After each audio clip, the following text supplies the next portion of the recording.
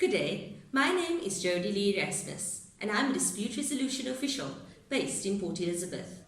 Over the next 3 weeks, I will be covering a series of videos dealing with the difference between absence without leave and failure to inform, the desertion process, and how by following a desertion process, an employer can be protected should an employee refer a dispute to the CCMA.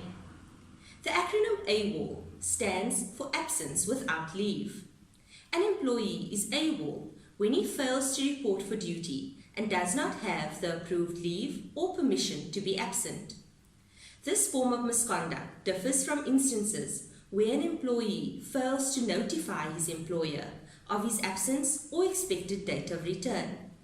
This type of misconduct is usually phrased as failure to inform.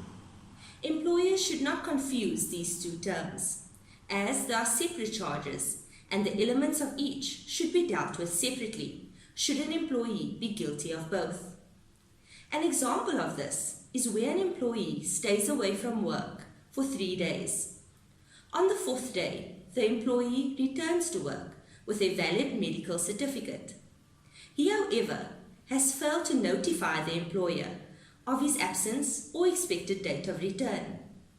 In such cases, an employee has a valid reason for his absence, but because he has failed to notify his employer of his absence and expected date of return, he can be charged with failing to inform his employer of his absence and expected date of return. In our next video, we will be dealing with the process that an employer should follow if an employer suspects that an employee is deserting the workplace.